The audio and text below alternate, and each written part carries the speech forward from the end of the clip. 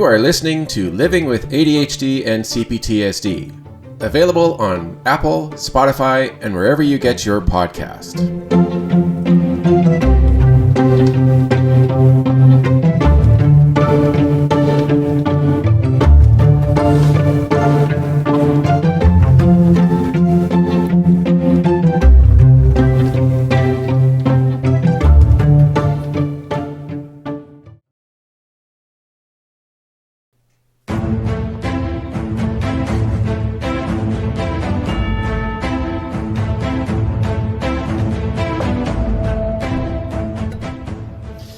Welcome everybody to another live broadcast of Living with ADHD and CPTSD. Today the discussion is going to be on ADHD and CPTSD, which for a lot of people, they do have a tendency to have both, not just the one.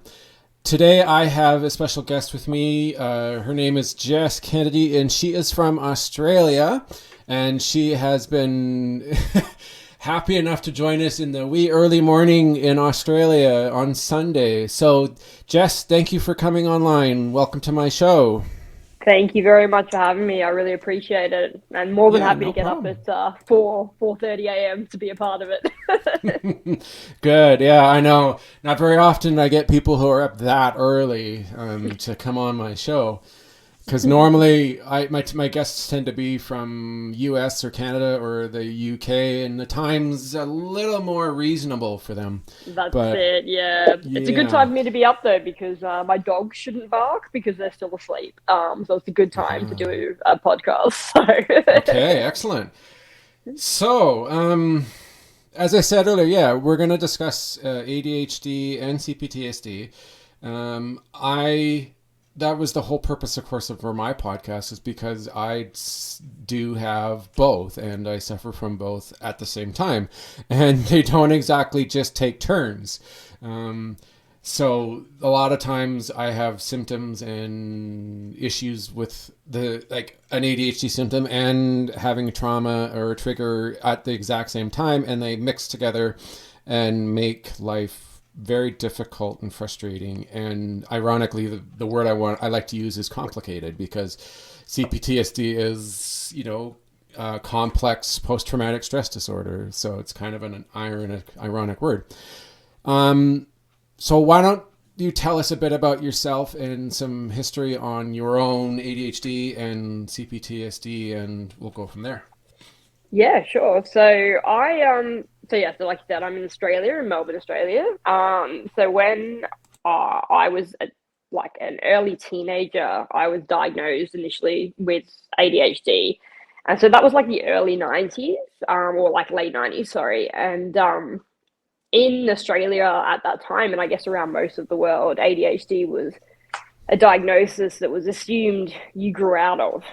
So that's kind of like, one side of my life that was, played a really big catalyst into a lot of complex things that happened after that. But, a lot of like I said, I was growing up as a child, I was extremely anxious, and had a lot of, like I grew up in a family where the expectations were very, very high. And the expectations were that, my parents would have a daughter who would like to wear dresses, want to grow up and, hang out with their mom and do their makeup and things like that. And my family ended up with myself, who was absolutely not that. And kind of as a result, ended up with sort of like these shifting goals as I grew up. So sort of a lot of expectations that I couldn't quite hit, because even if once I tried to hit them, they were moved, and there was sort of that kind of thing. So that started to create a lot of anxiety in me, in a very, very noisy mind. And I was very, very young when I had like things like my first drink. I was sort of around about 10 years old, and to try and quieten my mind. And, then once I was diagnosed with ADHD, and at the time I was diagnosed with ADHD and depression at about 13 or 14, right, I was medicated so highly that I don't actually remember a lot of my teenage years.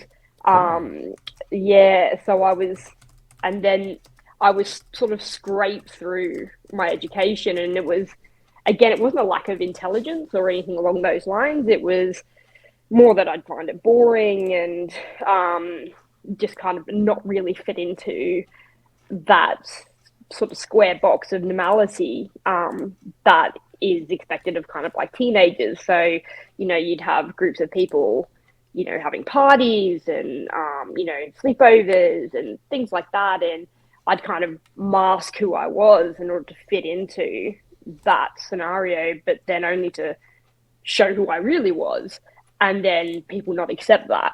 So again, it was those shifting goals that I right. never quite reached. So Yeah. No, yeah, absolutely. Yeah, I understand it, especially in teenage years where there's a lot, so much happens. There's constant change, and you're getting close to adulthood and going into the real life, like, a job or college or yeah, like all sorts of yeah, possibilities, and I can totally understand that. absolutely. And then the other side of things for me is that I was dealing with my own sexuality at the time as well. So, and I grew up in a very conservative, white, privileged, middle to upper class family, and Right. went to private Catholic schools, and um, and then at the same time was kind of like, well, I think I might be gay, and then not being able to be that because it was, Australia is a lot better now, but back then was a very homophobic country, and my family were, I think, unintentionally homophobic because that was just kind of built into it. So, in this one side of kind of not feeling like I could fit in because of the way my mind worked and the person that I was, the other side of it was that I also had to pretend that I wasn't who I really was. So there was kind of both sides of that trauma, and it's a really complicated way of growing up, because you're never really who you are, and that starts to create not only the complex post traumatic stress Yeah. issues, but it also builds ways in which you start to try and cope in not so positive ways, which is, around things like substance misuse, dangerous behaviors, anything kind of you can do that gets you out of who you really are. Mm-hmm. Absolutely. Mm. Jeez, wow. Well, man, that's a very it, I'm not even sure what to say, honestly, because I know that it's everybody experiences this differently. Mm. There's very, very few, if anybody, that has identical ways of how they learn about it and how they deal with it, and then there's symptoms and experiences that happen because of it, and then on top of it, like, CPTSD coming in, it it really, it just like it's you're already being held down, and then somebody jumping on top of you, and then not wanting to get off, like you can't Mm. get them off, there's nothing you can do. Yeah. It really does make life very difficult, and Yeah, I've and seen it's so many. interesting. Yeah, Yeah, go ahead. go on. So I was just going to say it's interesting with the CPTSD, because that wasn't a thing really. Like, people didn't understand. Same as they didn't understand PTSD really properly until in the last sort of 15 years. Yeah. People don't really understand complex post traumatic stress or how it can actually build, and it's just it just builds layer by layer by layer throughout your entire life. And it's just this series of events that are generally based around something, I guess I kind of look at where mine began as just that I started to create a way in which I could relate to people, and, try and get that approval constantly from my family, from my Yeah. friends, and never quite getting it, and then not quite knowing what to do as I went through that. And it wasn't until I was diagnosed with complex post traumatic stress and started to go through the healing journey of that through, psychology, and just peeling away at kind of the person and the person I was and the way my mind worked, that I started to really understand the trauma of what I'd gone through as I grew up. Because I think a lot of Yeah. people think of trauma in like a violent way, or a really specific event that might have happened to cause that. Whereas in reality, when it's complex post traumatic stress, it's a build of things. It's a number of events, or it's a series of years and years and years where it just creates this way in which your mind works. And Totally. it's a really difficult thing to have. And the triggers from it, even now, like, I'm doing like very intensive psychology around building resilience and kind of understanding things from my past, but Yeah. I still have scenarios that trigger me, and I will almost, like, I call them a blackout, but where I will disassociate from the situation because it panics me so much, Right.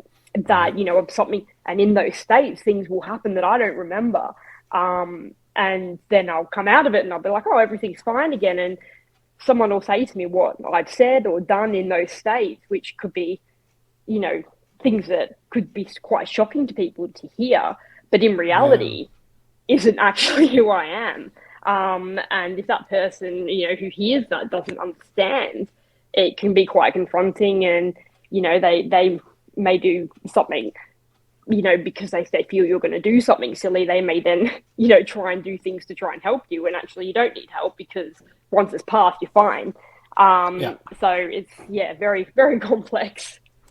No kidding. Absolutely. It. I know. I've. I've only been. I think it's been probably entering my third year here, where Mm-hmm. I've understood. Like I realized and started to learn about my own CPTSD, and it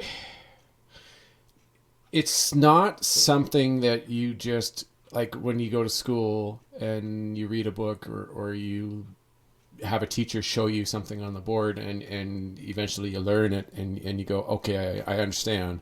And then you're able to reproduce. It's not a simple thing.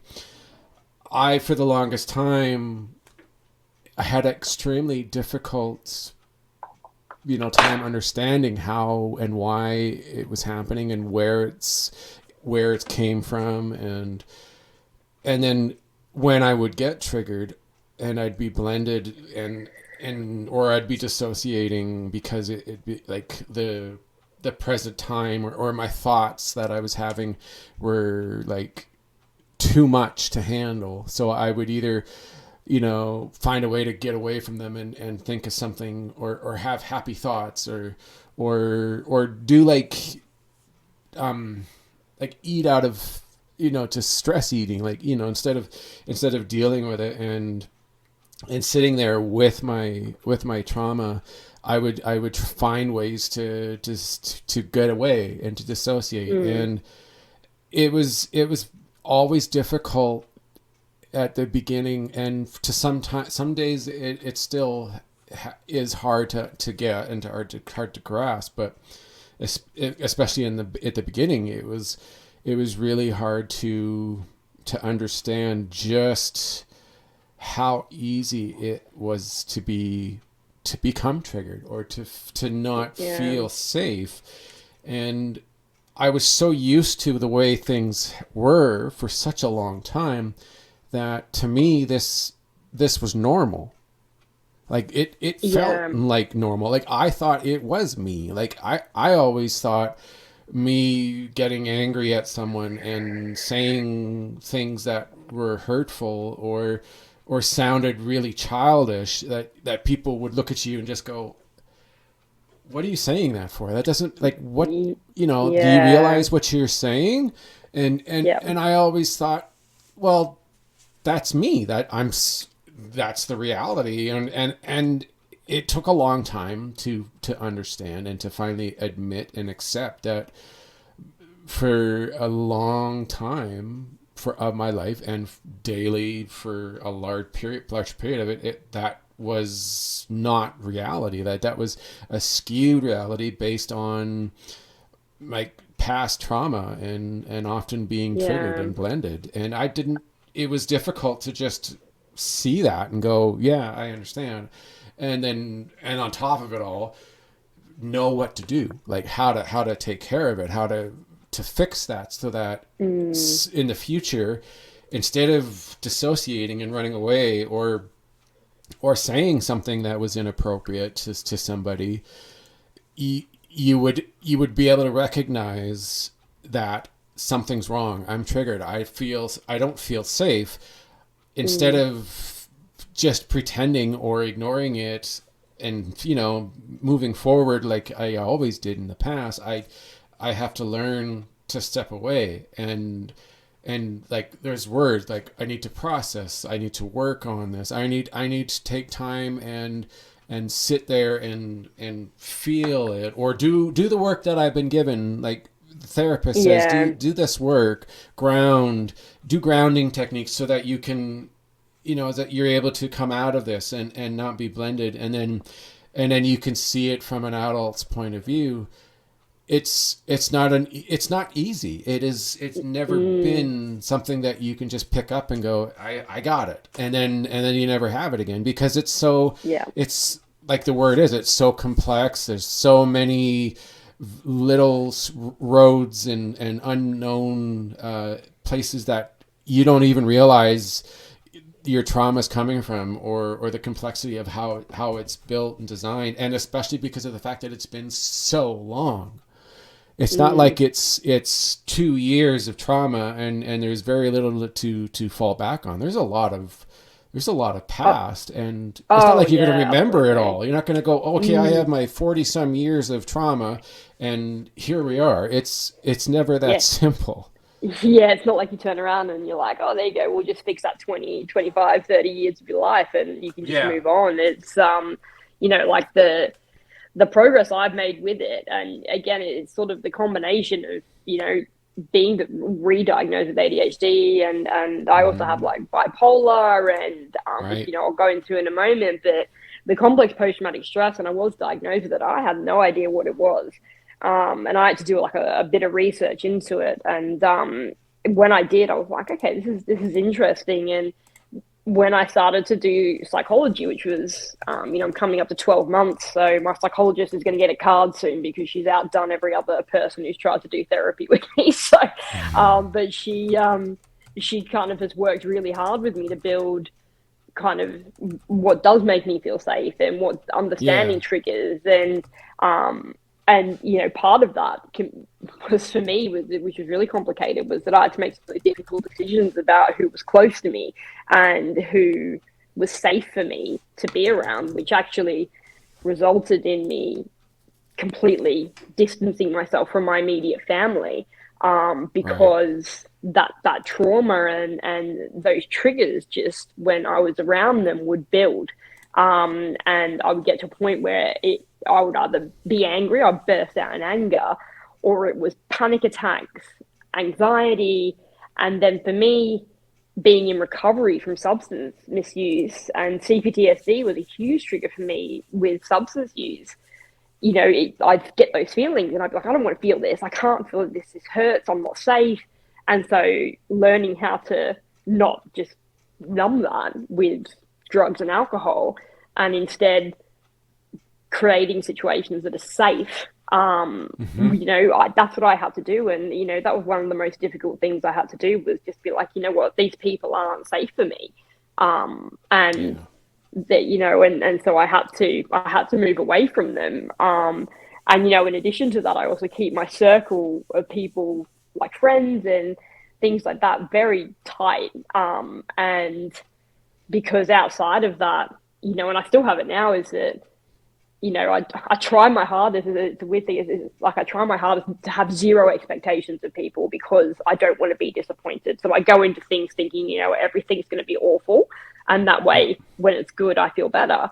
But, I've put trust and, assumptions in with friendships every now and then, especially recently, only to have those then hurt me.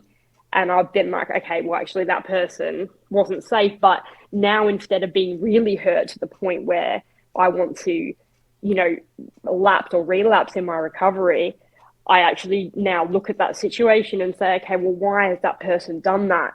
And I can look at this, there was a situation a couple of months ago, and I can look at the person who did hurt me and say, well, actually, they might be, or they probably are going through what I've been through, but they haven't addressed it, haven't recovered from it. And I feel sorry for them for not addressing that, for example. So I kind of look at it in a more holistic view, which I've never been able to do before.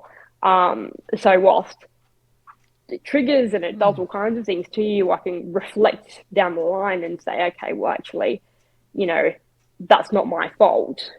Yeah. That's, I kind of draw a line in the sand, I guess, and be like, actually, you know what, that's not my fault.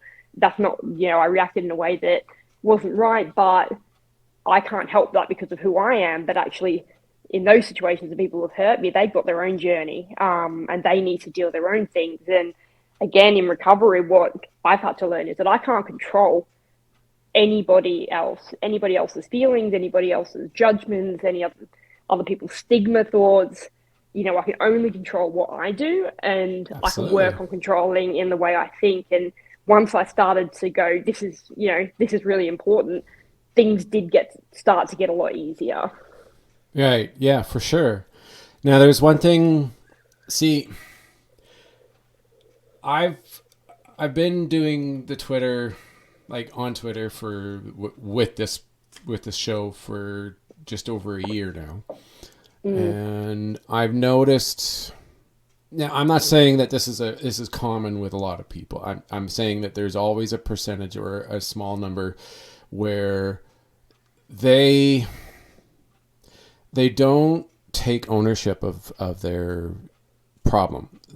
Whether it's the ADHD, whether it's their trauma, they often, it's a number of things. They either don't realize, they don't admit to themselves that there's an issue.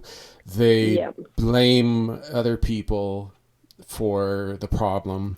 They always say, nobody ever understands. Nobody ever wants to help me. Every time, like, people are always like, have this misconception about this. And they use that as their, okay, I'm going to say it, as their excuse for some of their behavior. And instead of owning it and saying, okay, yeah, like I realize I'm going to get triggered in certain situations. I'm going to have times where I'm going to forget something. I'm going to be so busy with something, or I'm going to get super focused on what I'm working on, and I may have time fly by, or somebody's going to come up to me, like, let's just say my partner comes up to me and says, it gets a bit angry or frustrated because there was something that we had to do that was very important, and because of whatever reason, forgetting about it or getting too focused, I forgot. And right, like, and instead of saying, oh, I'm so sorry, you're right, I should have made a reminder, or I should have had an alarm or something, or I should have been able to realize that there's a tendency that there's this good chance that I'm going to forget, and it's going to cause problems. Yeah, absolutely. They don't do that enough. A lot of them will be like, well, why didn't you come and say something, or why are you getting so angry at me? Like they get triggered and they start acting like their behavior changes, and they don't do enough, or they don't accept the reality of, okay, look, you have you're going to have ADHD moments, or you're going to get, there's going to be situations where you could potentially get triggered because, Absolutely. you know, you've had this in the past. Like somebody in your was abusive, or someone was treating you improperly or took advantage of you, and you have to be prepared for these sort of things. You can't just like, it's one thing to have ADHD, or to know that there's a CPTSD, but if you don't do anything about it, or you don't try to, well, sometimes you can't minimize, Yeah. things sometimes. Yeah. You know, it's not like we're going to just, it's going to be some magic pill, or like a therapist's going to give us homework and we're going to go do it a couple nights and all of a sudden we're just going to like have the answer. But if we don't do something, like if we don't take care of ourselves, like you said it yourself, right? You can only worry about what you do, about yourself. If you worry about what other people think, then it just makes it so much harder, because Yeah, absolutely. yeah, that's half the battle. Because if you constantly worry about what this person's going to say, what that person's going to tell you, how that person's going to treat you, and you grovel to them, or you forego like your own needs, like, you know, you have to take care of yourself, or you want to go and watch a movie, or just relax. And if you don't allow yourself to do that because this person is controlling you, or you're scared to say no, that's not good. That's not a safe boundary. And it's showing a sign that you're triggered, or your system, you're not handling it in an adult like way. And at the other time, you're not being true to yourself, and you're not showing yourself, like you're triggered, you're not showing your system that you can take care of yourself. You can do that. You can do the right thing. Yeah, and yes, I completely agree with everything you just said, and I feel like you're explaining things in a way in which I feel, and then when you try and explain that to other people who don't go through the same thing, they don't really get it. But I just wanted to say, before I kind of move on to some of the other things you said, is that, I think there is, and again, this is something like how I used to feel, throughout my whole life, is that, there's a lot of bliss in ignorance, not realizing that you have a problem or an issue or something that you need to deal with. And people do become comfortable in that trauma, and again, which is part of it. And it can be really hard when you're actively dealing with yours and you're building your resilience and the person who you are, and then somebody around you, you can see it in other people, and you can be like, and hear the way that they speak, the way they act, the way they react to things, and they sit in that and they don't fix it, and that can be very, very frustrating. But again, it's realizing like what you can and you can't have control over. And it's interesting the way in which that crosses over with ADHD, because ADHD is a lot more complicated than people realize. So absolutely, and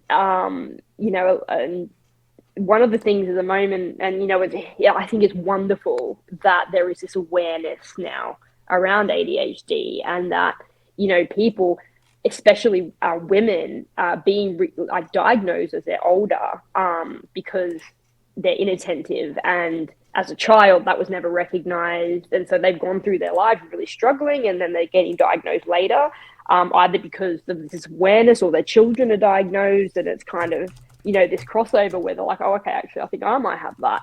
And I think that's great. And and that was like myself being re-diagnosed when I was older, and I know you were diagnosed that recently as well. So it's great that awareness has been built, and that we can start to like in my case, rebuild what was a very chaotic and dangerous life. But at the same time, people don't necessarily take it seriously, because the way in which it is portrayed in things like the media, whether it be like the news media or specifically social media, is that it's this really fun, hilarious thing that you've got, and you're really funny, and people love you, and and you look, you lose concentration because you see a squirrel out the window, whereas actually, it's debilitating if it's not treated properly. And so where that crossover is with both ADHD and complex post-traumatic stress is that you've had this life where if either so for example, in my case, I was diagnosed as a child, and then at 17 said, all right, you've grown out of it now, so we're going to take your medication off of you, we're going to stop your psychology. And I can see now in hindsight that was a catalyst for my beginning of having any issue, like major issues with substances. So it's like that bit got cut off, and then everything came back. The anxiety came back, the feeling like I didn't fit in, and I couldn't work. I couldn't, I had a job. I never went to university or anything like that because I felt like I couldn't. So I worked, but I couldn't actually work because I couldn't concentrate. And so that self-medication, so I'd have these days where like I wouldn't concentrate and I wouldn't be able to get anything done, and then I would feel awful about that because I was like, I haven't hit people's expectations, and then like that trauma starts playing, and it was both of them crossing over. And so the only way I could get out of that feeling was to drink or use drugs. And so I led for about 14 years, a very high functioning life whilst taking a very serious amount of substances. And nobody realized what was happening. So they would see me on a weekend and I'd be the drunkest or the most ridiculous person, and they'd be like, oh, Jess is so funny. She's a party animal and all this stuff. But in reality, it was happening 7 days a week. And it eventually started happening during the day as well. And so I was leading this high functioning life, doing really well, but using such a severe amount of substances in order to do well, that I didn't really realize I had a problem until that high functioning level became problematic. And I was caught using drugs at work. I lost my career, and then I got a new job, and then I lost that, and got another job, and I lost that. And then, everything just started to spiral out of control. And I tried to get help. So I would go to psychiatrists and I'd say to them, look, I am using substances, but I'm using them to live. Like, I'm using them to be able to get through the day. I was diagnosed with ADHD as a child. I need to be re-diagnosed as an adult. And I was labeled a drug seeker. I was refused treatment, and just flat out just ignored. And as a result, I went to 3 or 4 different psychiatrists and had the same thing said to me, that then it started to just make me feel worse and worse and worse, to the point where, depression, I had suicide attempts. I was then using a very high amount of substances that again, I was so close to just being the end. I kind of looked at my life and it was in 2020 that things changed, but it was end of April 2020. I was sat on my kitchen floor at 4 a.m., isolated from the pandemic, isolated from everyone around me because of who I'd become as a result of, my addictions, that I was like, I need to get help. And so I reached out and got that help. 6-7 weeks later, I managed to get into a psychiatrist, and I said to myself, all right, this is the last time I'm going to do this. And I went to a psychiatrist, and he saw straight through the addiction and said to me, yeah, you've been self-medicating, and it's because of the ADHD. So we're going to get you re-diagnosed, and we're going to very carefully work with your medication because of the issues I've had with addiction. So, carefully, along with my other mental health issues, is that we built, the medication side of things, found the right dosage. And now my life is functional. It's positive. I'm able to work. I'm a contributing member of society, and, I'm able to be the person now who I never could be when I was growing up. And, there's still a little bit of masking, but it's not to the degree that it used to be. And Right. through being able to be who I am, that's helped me start to resolve a lot of that complex post-traumatic stress, life that I was living.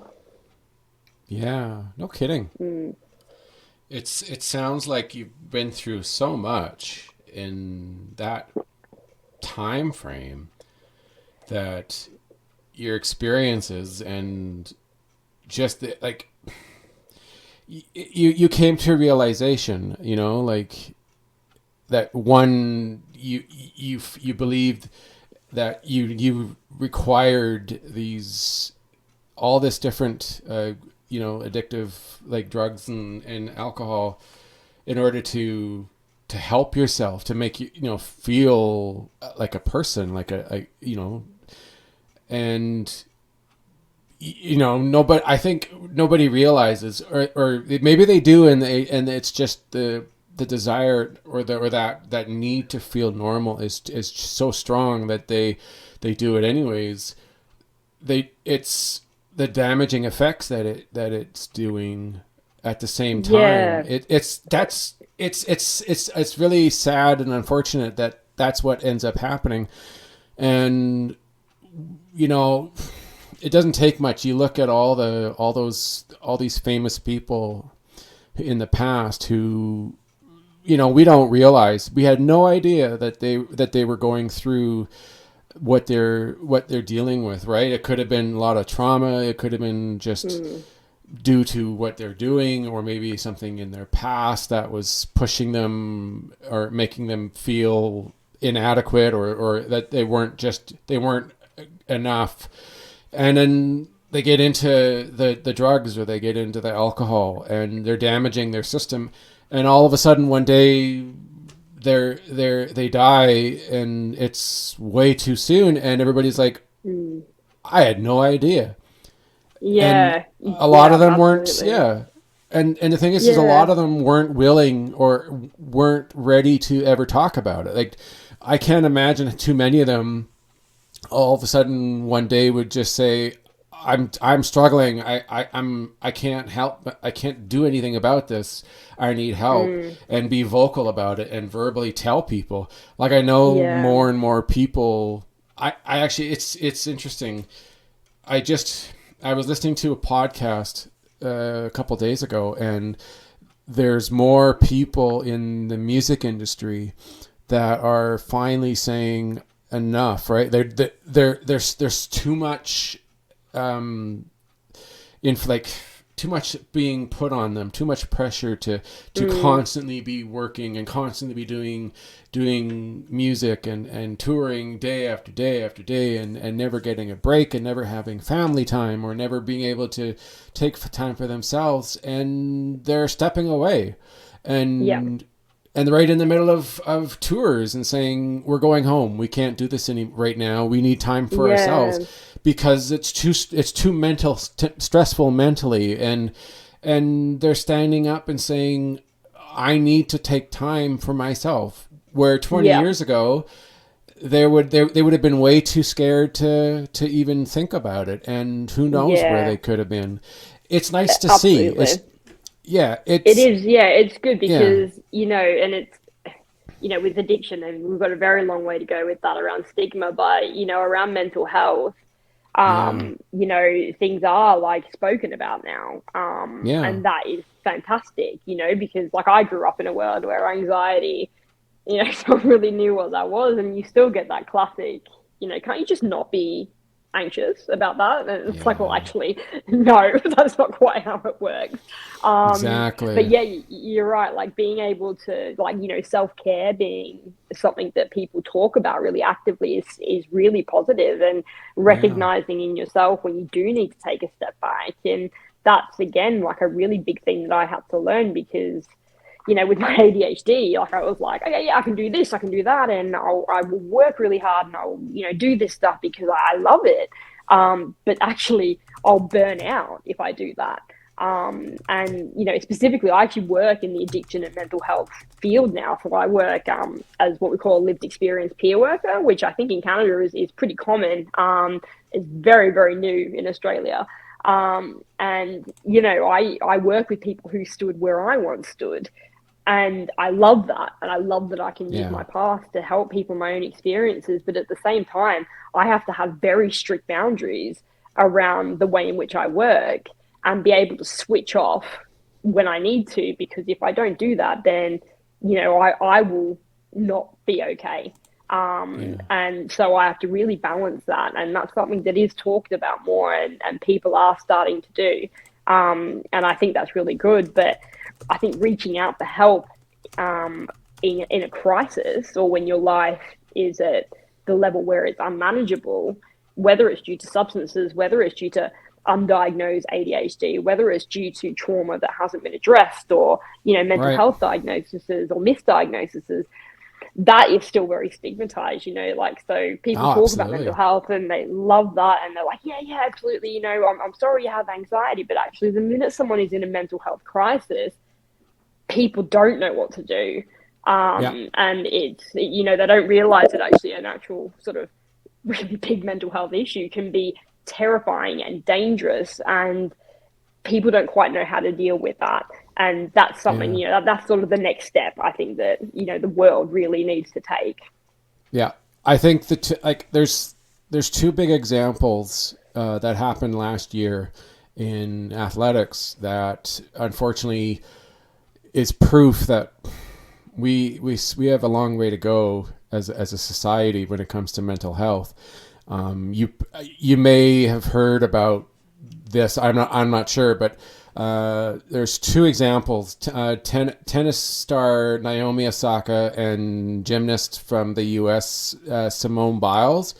They both stepped away because they needed time to deal with mental health issues, and they both received a lot of flack for it. Like there were a lot of people out there that were supportive and saying, "Good for you. Take time for yourself. You need to deal with this." And then there were a lot of people, like media, and I think even the association, like for tennis especially, there was a lot of negative fallback because she was taking time for herself instead of competing, and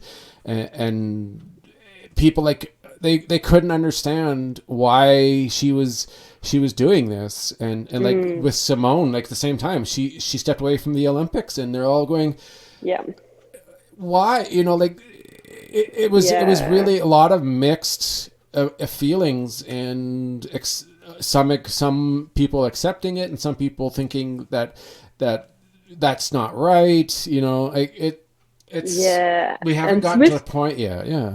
Simone, and with Simone especially, she was open about her ADHD diagnosis from memory, and I'm not sure. There was, a lot of conversation. Yeah, I don't remember the details of it, but I just remember she stepped away from the Olympics, the team competition, and there was a lot of mixed feelings, especially in the U.S. So. Yeah, I think people would look at that as being like, you've got this privilege where, you can go and do this. Like, why would you step away? But actually, it's really positive, and that person, they put themselves first and put themselves ahead of their career. Because if you don't look after yourself, you don't have a career. Exactly. and it's like with me, with my recovery. It's if I don't have my recovery, I have nothing.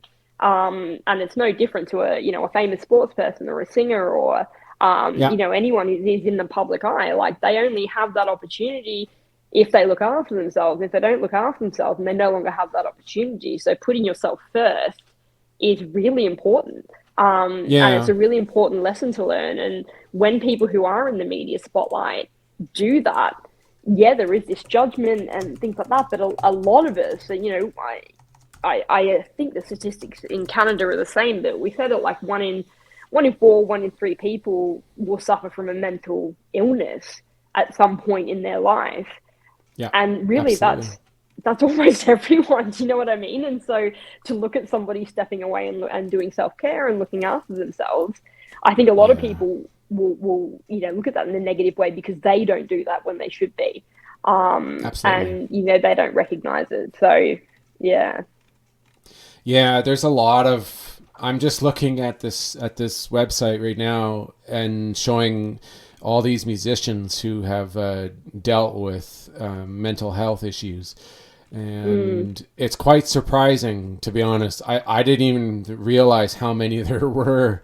And it's quite incredible. And there's a lot of names on here that are surprising, but then at the same time, I'm happy that there are so many, because when you think about it, it means that they are willing to come out of this fear of being, of negative reinforcement, or the media or their fans saying, like, why, like, you're supposed to be there for us, you're making, like, it's a lot better today, and so they're not afraid to speak out about it or take time away for themselves. Yeah. And the only problem is that there's such a long way to go, because there's still people out there who don't think it's appropriate, or the stigma or the negative their thoughts and views on it. Yeah, stigma is so dangerous, and I'm part of a campaign in Australia at the moment. It's called Rethink Addiction, and it's about rebuilding the way the world, or Australia at the moment, it looks at addiction, and instead of seeing that, and it's exactly the same as mental illness or neurodivergency, it's looking at the person, not what they're doing, and that that like this action that they're doing here is not actually, that's not actually who they are. They're doing that for a reason, because they're in pain, because they have trauma, because they can't find any other way to help themselves. So they do jump on the substance abuse path, or the self-harm path, or any kind of dangerous behavior path, because they found no other way to help themselves. And it's, with mental illness, the stigma around that, it's better. And the stigma around ADHD is better, but people also don't understand or want to see the other side of it, and what people's lives are like if they don't look after themselves. And so it's easy, and the stigma exists, in the media. It's better than it was, but actually the stigma we have within the people who are close to us can be the biggest impact. But we also have a stigma inside ourselves. When you have ADHD, is the stigma you have in yourself is you are saying to people, actually, I can't sit here and at a desk and do my job. I need to be able to get up. If you're going to teach me something, I need to learn differently. So you're having to admit to people that you can't do the thing that society wants you to do, and that you have to do it a little bit differently. And again, whilst we're starting to accept that everybody does things a little bit differently in order to function, to survive, it's still a complex topic, and there's still this feeling that people again, specifically with ADHD, it's do you when you start a new job, do you tell people that you have ADHD? I know, and really you should tell people, because so that you can do what you need to do in your job. But also, people will see someone with ADHD and be, oh God, they're going to be a nightmare. They're going to, interrupt everybody, or the work's going to drop, and your productivity will drop. Whereas in reality, if you let us tell you what works for us and how our learning styles work, when we are the most productive, and all that kind of stuff, and actually none of that happens. A good example of that for me is that, I know that between the hours of 7 a.m. and 1 p.m., I will be 20 times more productive than I will be from 1 p.m. onwards. So that's kind of, I know that about myself. So I need to have jobs where I can shift my hours so that I can be productive and, be able to do what I need to do. And then accept that, okay, in the afternoons, I need to do something a bit different, because my brain will then be done for the day. And then I need to move on to something else. So, I control my work in that, I will do as much paperwork, numbers, anything that needs to be done that requires specific attention in the morning. So that in the afternoon, when I'm unable to concentrate on those things, I can then deal with people. And it's like kind of understanding those different styles. Right. Yeah. I think there's so many people out there that are afraid to speak up, Mm-hmm. and it's despite all the progress that we've made. Uh, Not every country in the world has the same point of view or same feelings, of course, on mental health, which Mm. is a lot of the problem because more progressive countries that have, well, more democratic societies and, like the US and Canada and Australia and the UK, although they're a little bit behind in Mm-hmm. acceptance, but Mm. still, Yeah. a lot of the more progressive places have a much better understanding and much more acceptance, whereas there are a lot of countries out there that are are at the point where they don't even like admit or accept it or even like tell anybody that it's real. They Yeah. deny it or they dismiss it as a figment of someone's imagination or whatever. But it Yeah. even here, like media and movies and TV shows, it's a mix. Like I remember I don't know the names of them off the top of my head, but there have been a couple TV shows that in the past they would make fun of people who had different mental illnesses, whether it was ADHD or they were bipolar or schizophrenia or they Yeah. were dealing with trauma. Mm. Their attitudes towards it were today completely unacceptable. Yeah. And then they come out. There was a show. I think it was 4 years ago Mm-hmm. that came out. It was called Atypical, Oh yes, and yes, yeah, yeah, about yeah, the young adult who has autism and he and his mm, family. You can see the parents struggling, and yes, they just some days they don't know what to do, right? And he's got his mm, own way of living and he has a girlfriend and the girlfriend is completely accepting of him despite his autism, and yeah, yet there's this, like a lot of people, I'm sure when they're watching it their first thought is, what a strange person. His way yeah, of life and his how he does things and how makes decisions and his obsessiveness with like penguins and the South Pole. Like yeah, people look at that and it makes them go or they really wonder or they're really curious yeah, and I think as far as I know, like I don't know if Australia has made any kind of TV show regarding trauma or anything. I have no idea. I know that in the U.S. there really hasn't been a show that's dedicated to that. mm, But that's something that really hasn't been done. Like there's been movies yeah, with people who have had it, yeah, but they don't really the way that they present it and the way that the other characters look at it and is different. Like it's come quite a ways because I know mm, that there were times, even like I know this isn't to do with mental health, but there were points when um, people who were gay, like or like mm, the way they presented them in TV shows and movies is way different and completely inappropriate compared yeah, to today.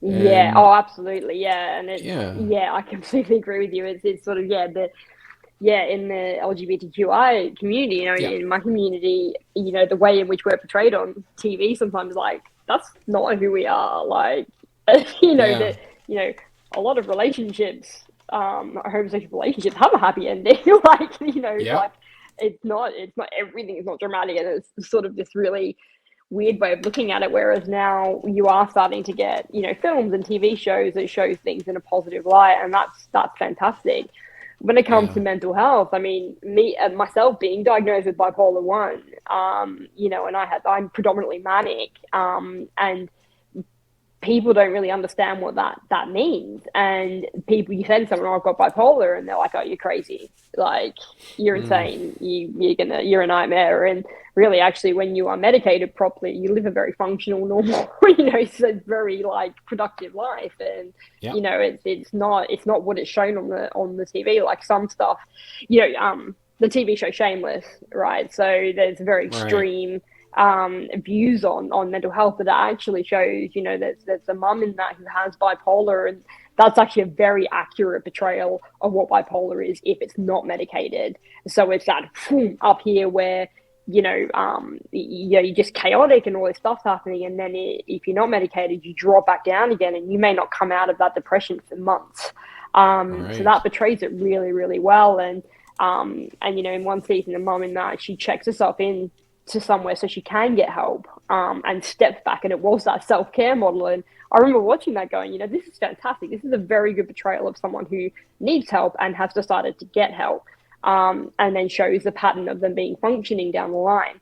And so I can look at myself and go, when I wasn't medicated and diagnosed, then I was just, I look back now at some of the things I did in states of mania, and I'm just like, my God, like how did you can't just describe bipolar as like when you're depressed, it's like you want to die, but you can't be bothered. When you're manic, you feel like you can't die. So you do so many things that are just so dangerous. And that's kind of, and then you drop back down again. But when you are medicated, you still have those highs and lows, but they're more manageable, and they don't go for as long, and they aren't as dangerous. So, to have that portrayed correct in the media is, really important. And it's the same with anything. As neurodivergency, as people on the autistic spectrum, and you're right, atypical is a very good example of someone who has that, who is very functioning, but got these quirks, and, because of, who they are. And, so neurodivergency and things like that is getting better.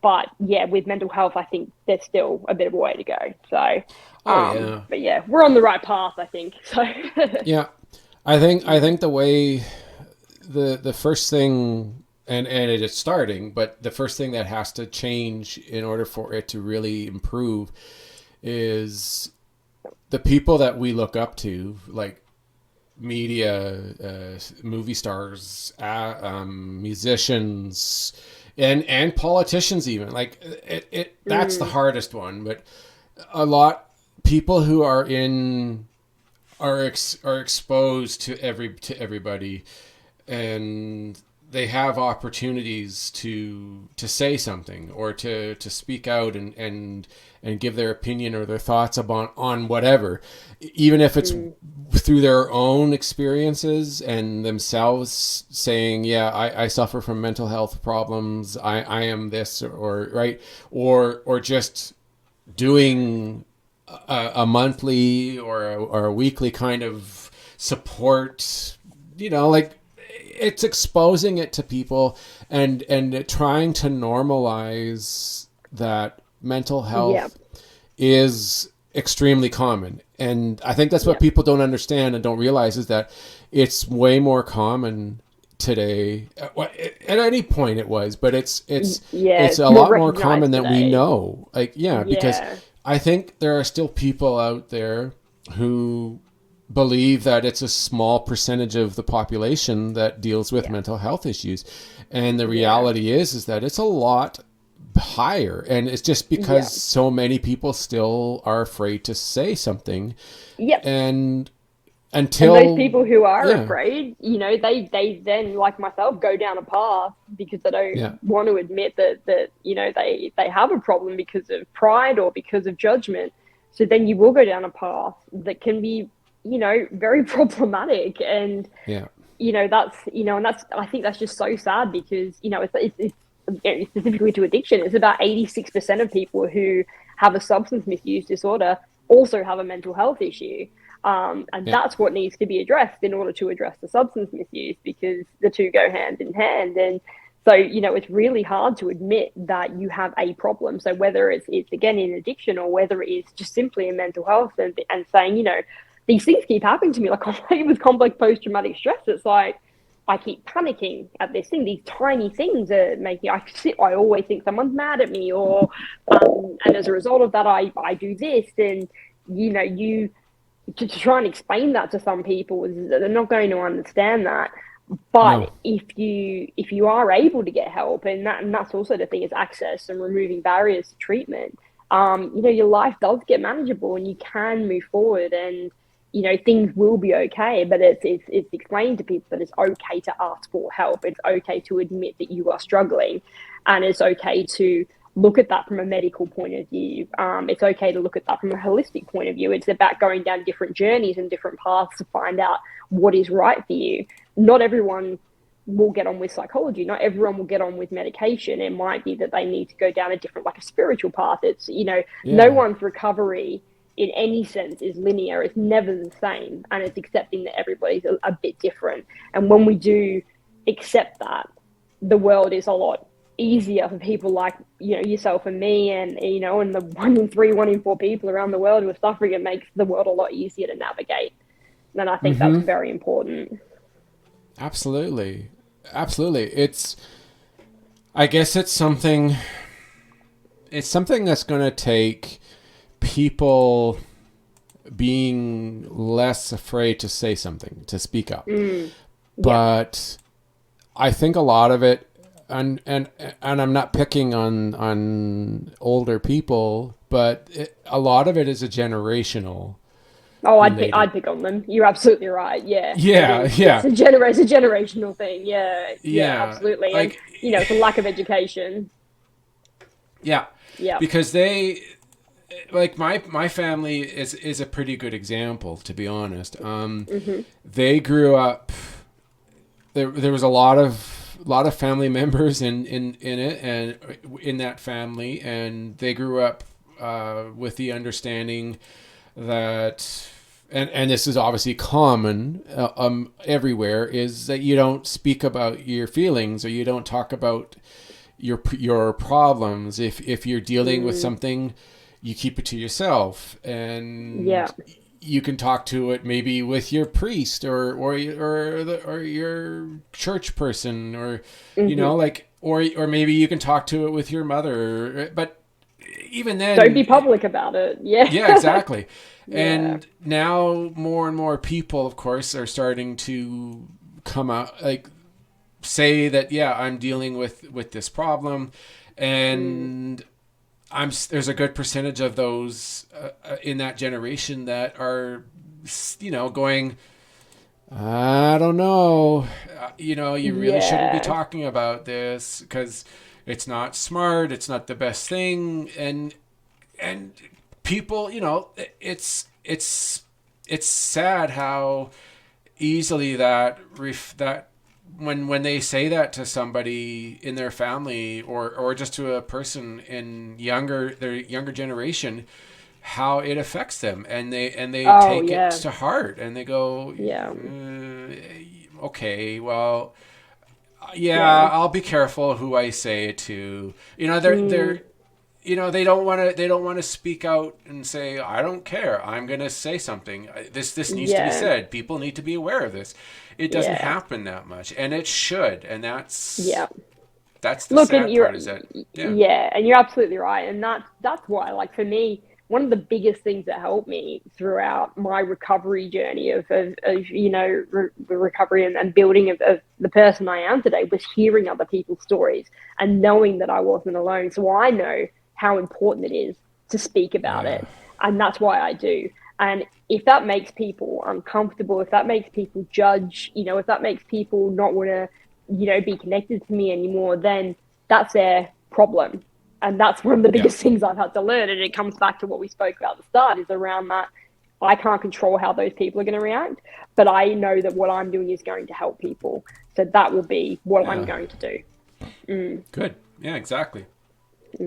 I know. I think I have a particular situation, like there are people that I trust enough to say anything to. And then there are people who, not so much. And it has nothing to do with their character or the person they are. It's just, you know, that it's not that kind of, you can't just tell everybody. And someday, maybe it won't be so hard to talk about it with some people, but it's absolutely. And that's a lot of it too. When you think about it, is it's not as easy as just saying, yeah, I'll bring it out and talk to everybody. Yeah, absolutely. Yeah. And that's kind of the good thing about having ADHD is that, we will blurt things out sometimes. And actually that can be a very positive thing if if we shout about the right things.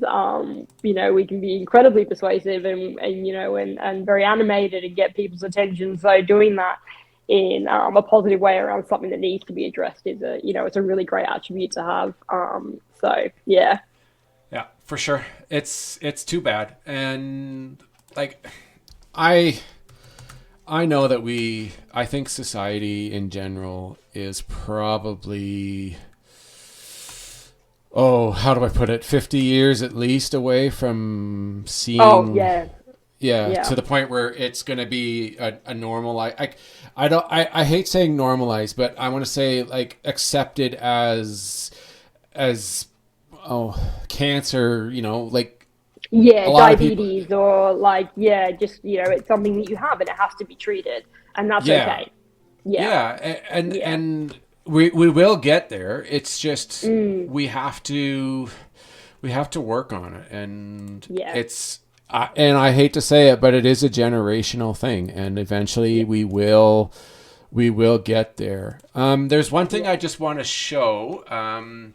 I thought I had the photo, and I guess somehow it's gone. But it's a stat that is really interesting, and every time I've told people about this, they just are like, holy smokes, they didn't realize how severe it was and how bad it really is. But it is quite something. This will be it, and then we can end the show here. Let me see. There we go. Okay, this is the stats on how many deaths are related to trauma and injury in the United States to compare to other stats like cancer, heart disease, HIV, diabetes. 47% is trauma. And that's injury related, but that's also mental health. It's staggering. And that's the thing, is because everybody says that like heart disease is number one or number two killer in the United States, but they don't look at trauma, all the forms of trauma, and a lot of it is mental, because even when they survive these injuries, they still, a lot of them deal with the mental aspects of it.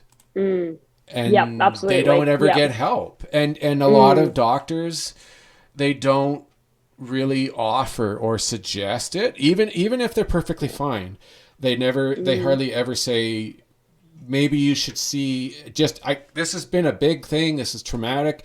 Maybe you should talk to a psychologist or a psychiatrist for a little bit and see, maybe they can help. And people should say yes, because if they don't, it might not be immediate, but months or years down the road, it's going to affect their life, and they won't even know. They won't even necessarily realize. And some people don't realize until it's too late, and that's incredibly sad. So that's why it's so important that we're moving in the direction that we are. Yeah, unfortunately. Well, we're getting there. It is. We are making progress. It's just going to take a lot of work and some changes, and I think the first step will be a leader, whether it's an American president or a European president, promoting and talking openly about mental health support. Until that will be a big step, because absolutely, that's something that is going to be required in order to really move forward in this. Yeah, absolutely. Okay, excellent. All right. Yeah. Well, that's it for the show. That was a really good discussion. I am so glad that we talked about this. It was sorely needed, and it's an excellent way to end ADHD Awareness Month. I appreciate you coming on, Jess. Thank you for coming. Thank you so much for having me. It was great. Thank you so much. Absolutely. All right, everyone. This will definitely be rebroadcast and also will be part of my podcast show, and you can listen to it there. If you have any questions or any thoughts on this, or you want to be a part of the show and talk about anything, just let me know. You can contact me through Twitter, or you can email me. Yeah. All right, everybody. That's it. Thanks, Jess. Thank you so much. Absolutely. All right, everybody. Thanks for coming on. Bye for now.